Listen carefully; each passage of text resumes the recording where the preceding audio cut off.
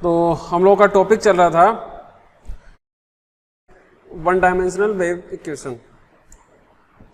ये application of PDE के अंदर आता है। हम लोग पार्शियल डिफरेंशियल इक्वेशन स्टडी कर रहे थे, जिसके अंदर फर्स्ट यूनिट कंप्लीट होने के बाद सेकंड पर हम लोग स्टार्ट हुए। सेकंड में एप्लीकेशन ऑफ पीडीई पर वर्क किया हम लोगों ने, बस वही चल रहा है। इसके अंदर method of separation of variable हम लोग स्टडी कर चुके हैं, जो कि एज इट इज उठ के वन डायमेंशनल में आ जाता है। तो हम लोग वन डायमेंशनल पर काम कर रहे थे और हमने कुछ काम कर लिया था पहले, ठीक। जहाँ पर प्रॉब्लम आ रही थी बच्चे को, वो फिर से मैं बता देता हूँ और मैं आगे बढ़ता हूँ। आज फोरियर पे हम लोग काम करेंगे। थोड़ा अगर मैं बैक जाऊँ पीछे, जो कल हुआ था, तो कल आप लोगों ने देखा कि यहाँ तक, मैं वो थोड़ा पीछे जाऊँ, अगर यहाँ पर जो वन डायमेंशनल वेव इक्वेशन हुई थी और इस टाइप का जो प्रॉब्लम हम लोगों ने सॉल्व की, इसको ध्यान से देखिए आप। कंप्लीट आज मैं यही कराऊंगा, यहाँ तक यहाँ तक यहाँ तक, ये सब कंप्लीट कॉपी पेस्ट होगा। अभी आगे भी यही होगा, क्योंकि इक्वेशन तो सेम ही रहेगी, तो आंसर भी सेम ही रहेगा। ये आंसर है। हाँ, डायरेक्ट आंसर नहीं लिखेंगे हम लोग, ये सब करना पड़ेगा आपको। रही बात कंडीशन की, बाउंड्री कंडीशन की, इनिशियल की, ये भी लगभग सेम ही रहती हैं, ये भी सब सेम रहती हैं। तो फिर ऐसे में लगभग C1 P ये सब सेम से ही आते हैं, लगभग से। अगर वो चेंज करना चाहता है तभी पॉसिबिलिटी है कि चेंज होगी, अदरवाइज ये यही रहती है। वेव इक्वेशन चेंज थोड़ा ना कर देगा, कंडीशन चेंज कर सकता है। हाँ, एक दो, वो भी लास्ट वाली इनिशियल कंडीशन में 3 है, ये 0 0 0, इनमें से लगभग 0 ही रहते हैं, लेकिन कभी कभी वो इसको वेलोसिटी को बढ़ा देता है। कभी कभी पॉइंट को तो फिक्स रखेगा, ये तो कभी चेंज करेगा नहीं, वो इसको तो करेगा नहीं, कभी कभी इसको चेंज कर देता है, और ये हर बार चेंज होता है, राइट। तो ये दो वाली कंडीशन तो सेम होती हैं। चलिए, तो इसको हमने ध्यान से देख लीजिए आप लोग, आज भी यही होने वाला है। ये पेज नंबर 3 है, यहाँ पे मैंने लिख दिया है, जो मेरी स्लाइड है उसका पेज नंबर 3 है। पेज इसलिए डिस्प्ले करा रहा हूँ कि आपको समझ में आए, क्योंकि ये सेम टू सेम वहाँ पर नजर आएगा नेक्स्ट पेज में, तो आपको समझ नहीं आएगा कौन सा पेज चल रहा है। ये पेज नंबर 3 चल रहा है। पेज नंबर 3 में हम लोग ने इस टाइप की इक्वेशंस को सॉल्व कर रहे थे, आज भी यही करेंगे। इसमें हम लोग y = xt रखते हैं, जो कि हर बार ही रखेंगे, -p² लेंगे, जो कि हर बार रखेंगे। इसको सॉल्व करेंगे, सॉल्व करने के बाद जो आंसर आएगा वो हर बार यही आएगा। हाँ, बाउंड्री कंडीशन देखनी पड़ेंगी। अब लगभग 90% केसों में यही आएंगी, लेकिन कभी कभी चेंज होंगी तो हम करेंगे। t x = 0 पर 0 है, ऐसा रखने से C3 0 आता है हमेशा। कुछ स्टूडेंट इसको C1 मानते हैं, इसको C2 मानते हैं, इसको C3 मानते हैं, इसको C4 मानते हैं, उल्टा कर देते हैं। उनका ऐसा उल्टा हो क्यों जाता है? उनका उल्टा यहाँ ऐसे हो जाता है कि जैसे हमने सबसे पहले t को x के साथ लिया था, वो लोग x को सबसे पहले इसके साथ कंपेयर कर लेते हैं। अब आप फ्री है ना, आप ये वाला पोर्शन इसके साथ ले लीजिए और ये इसके साथ ले लीजिए, पहले कोई भी ले लीजिए, लेकिन जो पहले लोगे C1 C2 उसके साथ चला जाएगा ना, उसका हो जाएगा। तो ऐसे में आपका C1 C2 जो कोस के साथ आना चाहिए था, कोस CPT के साथ आना चाहिए था, अब वो CPT के साथ नहीं आएगा C1, फिर वो कोस PX के साथ आ जाएगा C1। इससे कोई इफेक्ट नहीं पड़ेगा।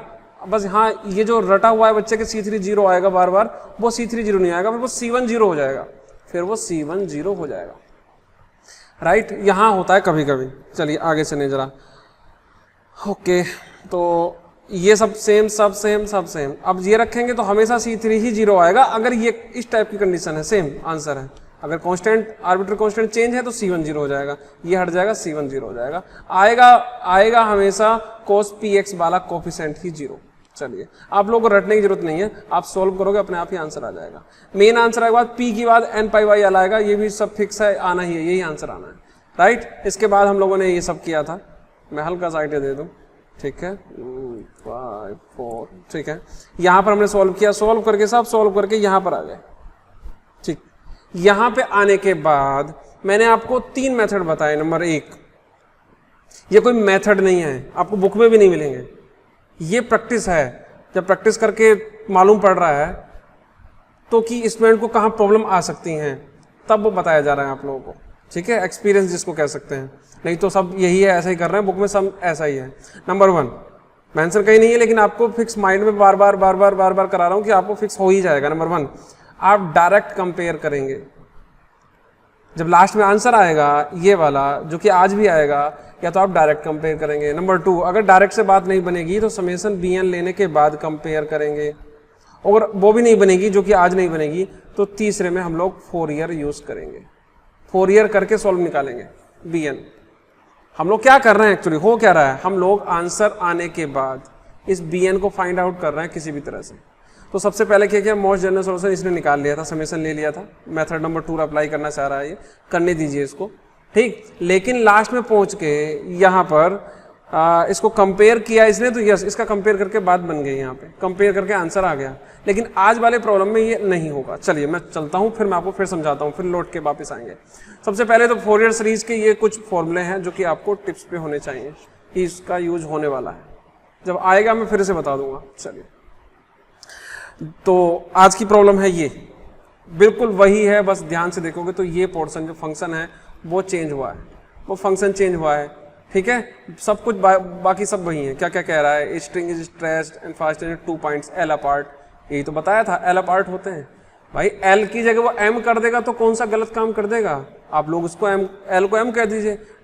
आप लोग का ये जो एल अपार्ट का मतलब है ये डिस्टेंस है ना स्ट्रिंग की, एल की जगह वो एम कह दे, पी तो नहीं कहेगा, वहां यूज कर रहे हैं हम लोग पी को। अगर ये कुछ और भी वैल्यू कहता है तो आपको डरने की जरूरत नहीं है, ठीक। Motion is started by displacing the string into the form this, इस फॉर्म में लेके आ गया है, यानी इस वाली स्ट्रिंग को ऐसे ऊपर खींचा हुआ है उसने और फिर बाद में छोड़ देगा, ठीक। Which is released at time equal to 0, T equal to 0 पर, स्टार्टिंग में टी इक्वल टू 0 पर। जैसे कोई भी ऑब्जेक्ट आप ऊपर से थ्रो कर दीजिए, ठीक है, तो ऊपर से थ्रो करोगे फ्रीली तो टी इक्वल टू 0 से काउंट होता है। फाइंड द डिस्प्लेसमेंट, भाई इसमें कहीं पर भी अगर डायरेक्टली आप देखो तो ना तो कहीं लिखा है कि ये 1 डायमेंशन वेव है, ना इक्वेशंस है, ना तो 1 डायमेंशन वेव का कहीं मेंशन है, ना इक्वेशन है, ना ही आपके पास बाउंड्री कंडीशंस हैं। कोई भी चीज गिवन ही तो नहीं है, कुछ भी नहीं है। अगर आपने प्रैक्टिस नहीं की तो आप इसको देख के सोचोगे पता नहीं कहां से आ गया, ठीक। और अगर सही से देखो, ए स्ट्रिंग वाला पोर्शन, टॉपिक का नाम इक्वेशन ऑफ वाइब्रेटिंग स्ट्रिंग या 1 डायमेंशन वेव इसी को कहते हैं, तो आप समझिए ये डायमेंशन 1 डायमेंशन वेव है। Is stretched and fasted to 2 points L apart. बस आप धीरे धीरे एक एक लैंग्वेज समझ गए होंगे कि ऐसे ऐसे बांधी हुई है। जब बंधी हुई है तो फर्स्ट पॉइंट और लास्ट पॉइंट कभी भी मूव नहीं करेगा, हमेशा y की वैल्यू 0 होगी एट x इक्वल टू 0 और y equal to 0 at x equal to l, ये कभी चेंज नहीं होंगे। यही आप बाउंड्री कंडीशन है।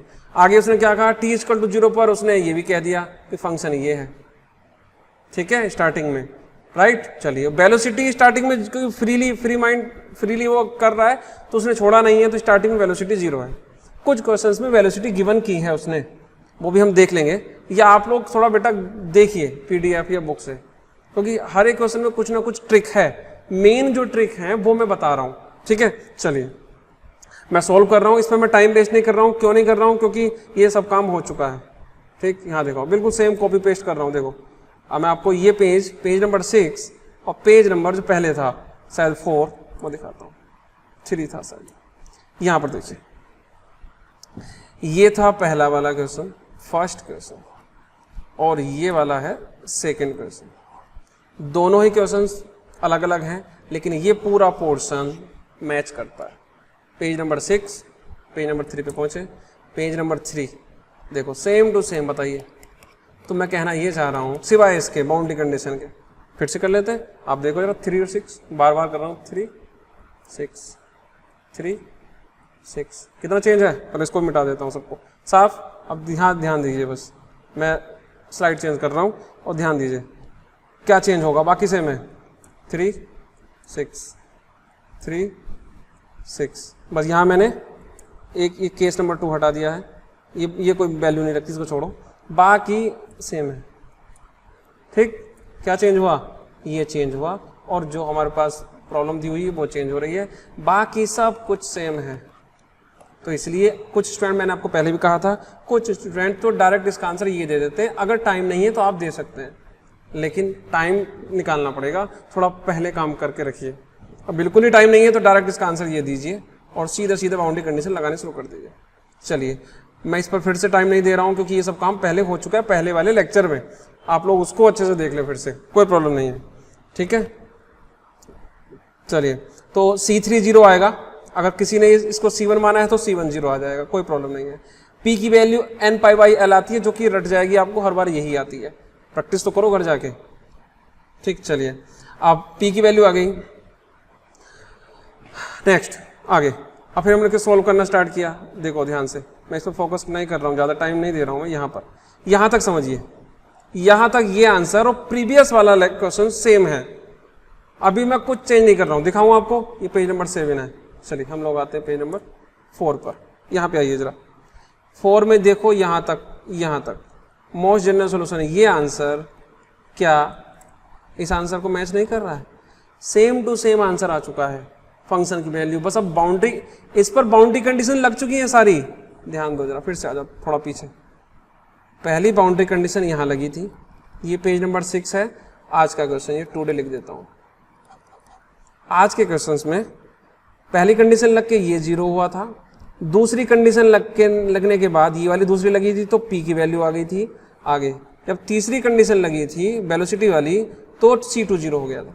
ये तीसरी कंडीशन है, t = 0 पर वेलोसिटी। हमारे पास यही तो है 4 कंडीशन, 1 2 3 और 4, जिसमें से ये वाली वेलोसिटी वाली होती है, ये फंक्शन वाली होती है। ये धीरे धीरे आपको समझ में आ जाएगी कि वेलोसिटी 0 करने वाली कौन सी बाउंड्री कंडीशन है या इनिशियल कंडीशन है, वो ये, और फंक्शन वाली इनिशियल ये है। ये दोनों बाउंड्री कंडीशन है। चलिए राइट, चलिए तो दूसरी कंडीशन 2 लगने के बाद तीसरी कंडीशन ने इसको दे दिया है। अभी भी हमारे पास लास्ट वाली जो कि फंक्शन वाली बाउंड्री इनिशियल कंडीशन है वो बची हुई है। लास्ट में आंसर ये आ गया। इससे पहले वाले में भी यही हुआ था। राइट है, मैं फिर समझा देता हूँ यहाँ पर। अगर वहाँ पर भी प्रॉब्लम होगी तो फिर से मैं उसको भी समझा दूंगा, कोई प्रॉब्लम नहीं है। ठीक है, मैं देखूँ जरा वहाँ पर क्या था। 4 यहाँ पर जरा मैं जी, तो bn की वैल्यू जो मोस्ट जनरल सोल्यूशन आ गया ये। अभी भी हमारे पास एक मिसाइल बाकी है, वो है फंक्शन जो गिवन है, वो भी हमको यहाँ पुट करना है। राइट, वो कौन सा है देख लेते हैं। वो है ये वाला। फंक्शन की वैल्यू ये हो जाती है अगर t की वैल्यू 0 हो जाती है। t = 0 पर फंक्शन ये है, तो वही मैं कर देता हूँ, क्या प्रॉब्लम है। चलिए पहुँचते हैं। तो मैं यहाँ पर t = 0 पुट कर देता हूँ। मैं लिख भी दूँ एक बार सही से जरा। ठीक, t = 0 पर y की वैल्यू ये गिवन है, तो मैं इस वाली इक्वेशन में 10 वाली में ये रख देता हूँ t = 0। तो जैसे ही मैं यहाँ t = 0 पुट करूँगा तो ये वाला पोर्शन cos 0 हो जाएगा 1, ये पोर्शन हो जाएगा 1। इस पर कोई इफेक्ट नहीं पड़ेगा, इस पर भी कोई इफेक्ट नहीं पड़ेगा, इस पर भी कोई इफेक्ट नहीं पड़ेगा। तो क्या हो गया, आंसर हो गया ये। LHS कन्वर्ट हो जाएगी इसमें क्योंकि ये गिवन है, और राइट साइड कन्वर्ट हो जाएगा ये जी। राइट, ये आ गया यहाँ पर। अब ये लास्ट में चल रहा है, बिल्कुल लास्ट। अब लास्ट में मैंने आपको 3 चीज़ें बताई थी। Number 1 direct compare. Hand writing में मत जाओ, जो बता रहा हूँ वो समझने की कोशिश करिए। और समेशन bn के बाद कंपेयर, और थर्ड वन फोरियर। ठीक, चलिए तो अगर मैं समेशन ना लगाता यहाँ पर, आप पहला वाला यूज़ करने की सोचो, तो मैं इसको समेशन ना लगाता तो जरा कंपेयर करके देखो। अगर समेशन नहीं है तो क्या ये इससे कंपेयर होने से आंसर आ रहा है bn? हम कर क्या रहे हैं, हम लोग bn फाइंड आउट कर रहे हैं। तो हम लोग कंपेयर करने पे देखें कि bn यानी इसका कोफिशिएंट यहाँ है ही नहीं, किसी भी कीमत पे आंसर नहीं आने वाला। फिर मैंने क्या किया, समेशन लगा लेते हैं। चलो ऐसी बात है, तो जब पहला मेथड फेल तो समेशन वाला पास करने को बोला है जी हमारी फैकल्टी ने, चलो समेशन भी लगा लिया। अब समेशन लगाने का बेनिफिट ये होता है कि इसको एक्सपेंड करो, समेशन को एक्सपेंड करो। देखो पहले भी किया था, दिखाऊँ आपको कहाँ पर है हम लोगों का, ये रहा। जब ये समेशन लगा लिया था तो इस समेशन को एक्सपेंड किया था हमने। एक्सपेंड करने के बाद तब हमने कंपेयर किया था। ठीक है, एक्सपेंड करने के बाद कंपेयर किया था। राइट, समेशन को एक्सपेंड करो और फिर दोबारा कंपेयर कर लो, तो फिर देखते हैं क्या है। तो अब मैं इसको क्या करता हूँ, एक्सपेंड करने के बाद भी तो साइन थोड़ा ना चेंज हो जाएगा, यही तो चेंज होगा। Sign πx/l, sign 2π/x, sign तो यहाँ तो साइन वाला पोर्शन ही नहीं है, तो कंपेयर फिर नहीं होगा। अब लास्ट में फोरियर पर जाना ही होगा। ठीक, फोरियर की मैंने इक्वेशन लिख दी थी, मैं फिर भी लिख देता हूँ। ये फोरियर की ही इक्वेशन है। कैसे, मैं आपको लिख भी समझा देता हूँ। Now it is clear that equation number 11 represent the expansion of fx in the form of Fourier sine series half. Right, क्या है फोरियर का हाफ सीरीज का फॉर्मूला, या क्या होती है इक्वेशन मैं समझा देता हूँ, फिर मैं आगे बढ़ता हूँ बाद में। हाफ रेंज साइन सीरीज, ध्यान से देखो इसको, ये वाला फंक्शन बी एन होता है, बी एन तो एक a n b n c n t n कुछ भी रख सकते हो, ठीक है। साइन होता है n pi x by L होता है, एल स्मॉल भी हो सकता है कैपिटल भी हो सकता है, वो डिपेंड करता है आपने कौन सा लिया है। तो इसको जरा इससे मैच कराओ, इन दोनों लेफ्ट साइड में फंक्शन है, इसके भी लेफ्ट साइड में कोई फंक्शन है, राइट साइड में ये समेशन है, ये भी समेशन है, यहाँ बी एन है, यहाँ भी बी एन है, यहाँ साइन एन बाई एल है, यहाँ पर भी है, यानी दैट मीन्स ये हाफ रेंज साइन सीरीज है तो ये भी हाफ रेंज साइन सीरीज ही होगा, राइट। ऐसा बताने का बेनिफिट क्यों है कि क्यों हम लोग प्रूफ करना पड़ रहा है हमको कि ये हाफ रेंज साइन सीरीज ही है, हाफ रेंज ही है, हाफ ही रेंज है, साइन सीरीज ही है। ऐसा करने का ये मीनिंग है कि अगर ये हम प्रूफ कर दें कि ये हाफ रेंज है तो हाफ रेंज में जो बी एन होता है, बी एन का फॉर्मूला ये होता है। जब ये भी हाफ रेंज है तो मैं इसका डायरेक्ट बी एन यहाँ रख सकता हूँ, बी एन इक्वल टू क्या होता है फॉर्मूला, 2/L स्मॉल एल, यहाँ स्मॉल एल है, integration 0 to L F x होता है जो लेफ्ट साइड में होता है। लेफ्ट साइड में क्या है, ये रहा, मैं लिख देता हूँ के L x minus x square, ठीक, इनटू आगे क्या है sine something, sine n pi x by L d x. बस बी एन निकालना था, बी एन रेडी है निकलने के लिए। अब बस आपको क्या करना है, इसको इंटीग्रेट कर देना है। चलिए आपकी टर्न है, आप इसको सॉल्व कीजिए, राइट। वीडियो देख रहे हैं तो पॉज कर दीजिए, अदरवाइज लेक्चर्स में बने रहें। अब इसको सॉल्व कर रहे हैं हम लोग, के वाला पार्ट मैं पहले इसको फेयर काम कर देता हूँ। फेयर किया मैंने तो ये आ गया, जो मैंने यहाँ लिखा है लगभग वही यहाँ लिख दिया है, फंक्शन एक लाइन और एक्स्ट्रा लिख दिया यहाँ पर, ठीक है। नेक्स्ट लाइन लिख दी, ये वाली लाइन सेम टू सेम यहाँ पर है, राइट। इसको मैं डिलीट कर देता हूँ। अब ध्यान से देखिए, के कांस्टेंट है, बाहर आ जाएगा, क्योंकि एक्स के रेस्पेक्ट में कर रहे हैं तो के बाहर आ जाएगा। उसके बाद दो पार्ट बनेंगे, एक पार्ट ये और एक पार्ट ये, ए इंटू बी। कुछ नई चीज़ है, समझाने की कोशिश कर रहा हूँ, समझ लीजिए। ए इंटू बी का जब इंटीग्रेशन करते हैं with respect to d x d y जो भी है, उसकी बात नहीं मैं कर रहा हूँ, सिंपल से बता रहा हूँ। जब हम लोग ए और इंटू बी की इंटीग्रेशन करते हैं तो उसका सिंपल सा मेथड होता है ए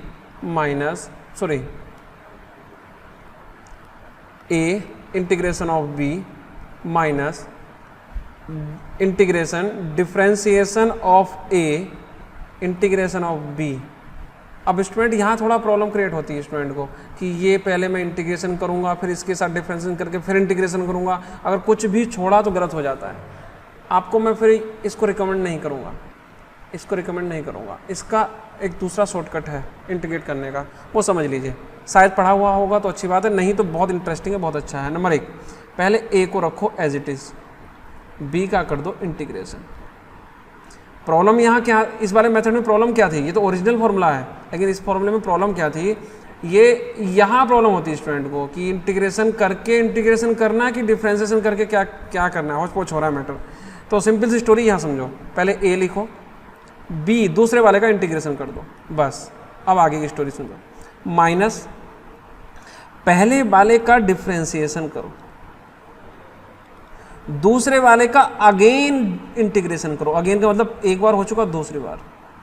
अब ये प्लस था, ये माइनस था, प्लस आएगा, इसका फिर से डिफ्रेंसिएशन करो और इसका फिर से इंटीग्रेशन करो।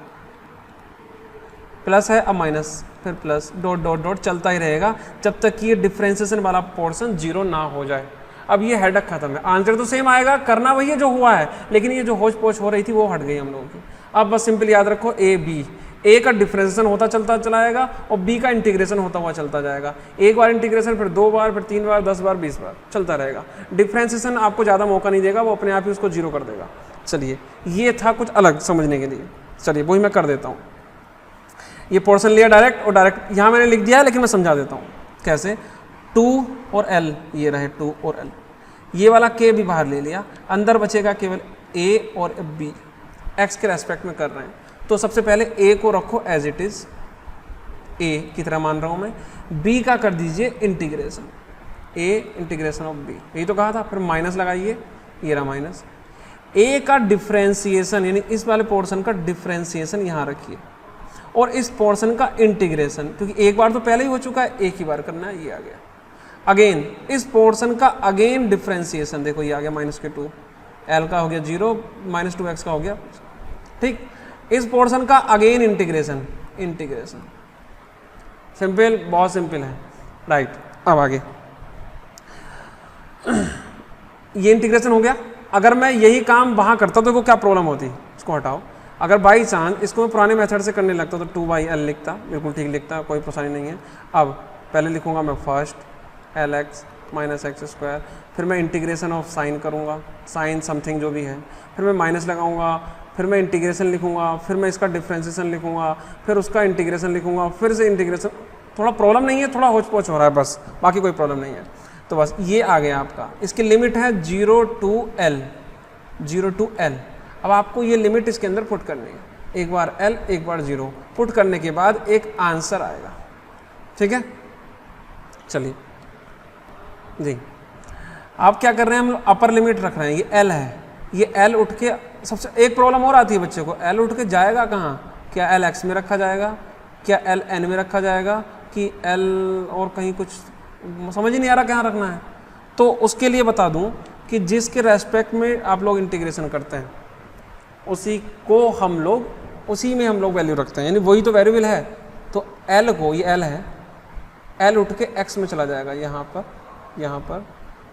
और यहाँ पर और यहाँ पर भी और यहाँ सब पर, जहाँ भी x नज़र आ रहा है। चलिए मैं रख के दिखाता हूँ। नंबर 1, जैसे आप यहाँ L यहाँ रखोगे, ये हो जाएगा L² - L² 0 हो गया, ये वाला पोर्शन हो गया 0। अब फिर से L उठ के यहाँ रखा जाएगा, यहाँ पर L से L कट जाएगा, sin nπ हो जाएगा। यहाँ भी कुछ होगा, वेट करते हैं, पहले मैं इसको 0 कर देता हूँ। L से L कैंसिल, sin nπ होता है 0, ये भी खत्म हो गया, दो पार्ट 0 हो गए। अब ये पोर्शन बचता है, जैसे मैं L रखूँगा यहाँ पर, L से L कैंसिल हो जाएगा, राइट।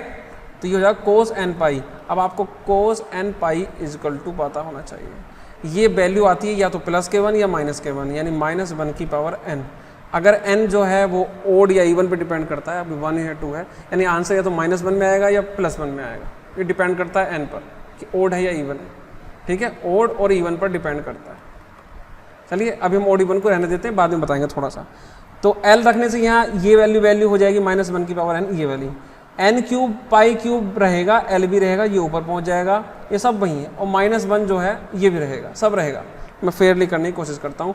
दूसरी बार में जब 0 रखूँगा तो ये 0 -0 0, ये फिर खत्म हो जाएगा, sin 0 0, ये फिर खत्म हो जाएगा, फिर से यही बचेगा। इस बार 0 रखूँगा यहाँ पर तो cos 0 1 हो जाएगा, इस बार ये 1 होगा। चलिए फेयरली लिख देता हूँ। चलिए देखिए 2k/L, ये रहा 2k/L, बिल्कुल ठीक। अब आप कहोगे -1n+1 कैसे आया, अभी जब मैंने इसको पहले L रखा था यहाँ पर तो आंसर आया था -1n, और एक माइनस पहले से बाहर है तो ये हो गया +k1, तो ये तो हो गया प्रॉब्लम सॉल्व।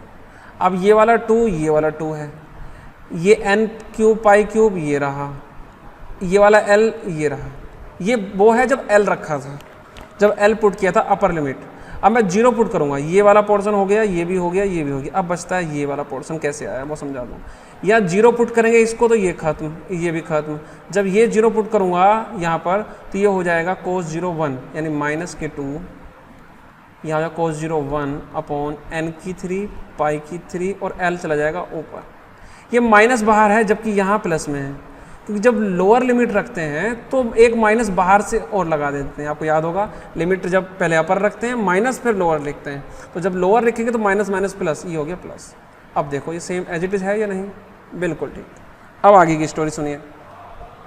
ये आंसर है, बस डिपेंड करता है n ओड है कि इवन है, समझ रहे हैं। अब जरा देखते हैं, यहाँ कोई प्रॉब्लम नहीं है हमको n इवन या ओड रखने में। मेन है यहाँ पर -1n+1, ये क्या होगा जरा समझिए। अगर n की वैल्यू में 1 रखूँ, 3, 5, 7 रखूँ, या 2, 4, 6 या 8 रखूँ, यानी ओड रख लेता हूँ और इवन रख लेता हूँ, तो क्या इफेक्ट पड़ेगा। सबसे पहले मैं ओड रख रहा हूँ। अगर मैं ओड रखता हूँ मीन्स 1, तो जैसे मैं यहाँ 1 रखूँगा तो ये हो जाएगा -1/2, यानी -1/2 = +k1।